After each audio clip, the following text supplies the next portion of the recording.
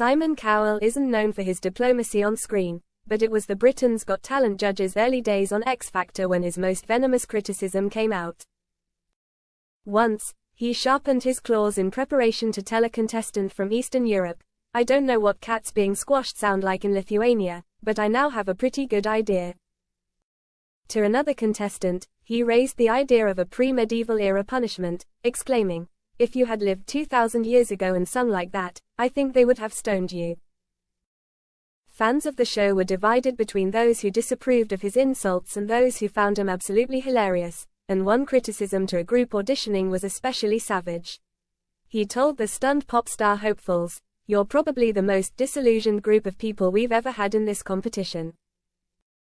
He continued, "I think the group is horrendous, you have absolutely zero edge, no originality.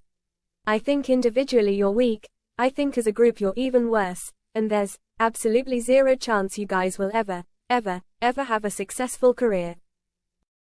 Not one to mince his words, the music mogul, who had also been hosting and executive producing America's Got Talent, told another hopeful, "Last year I described someone as being the worst singer in America.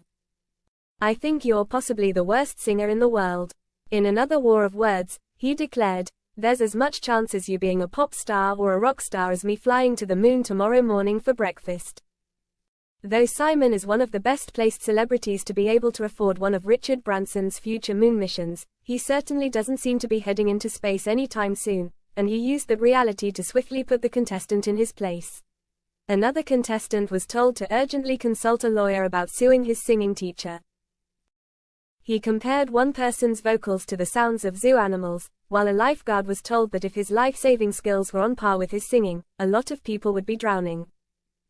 If the criteria was to vote people through for singing every note out of tune, you would win tonight, he savagely slammed after hearing another ill-fated hopeful's efforts. However, not everyone was hit by Simon's acid tongue, and when he truly liked a contestant, he could be extremely generous with his praise. One person who escaped his insults was Stacey Solomon, who's now a household name with shows like Renovation Rescue and Sort Your Life Out. In the midst of a string of auditions that he was thoroughly unimpressed by, Simon didn't look like he was expecting much from the then 19-year-old, and he was visibly stunned when she broke into song. She quickly blew him away with her rendition of Louis Armstrong's What a Wonderful World.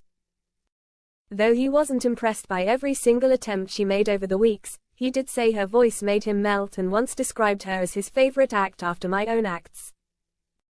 Meanwhile, Simon's Mr. Nasty persona has now taken a backseat, which he has revealed is all down to softening after becoming a parent to now 10-year-old son Eric.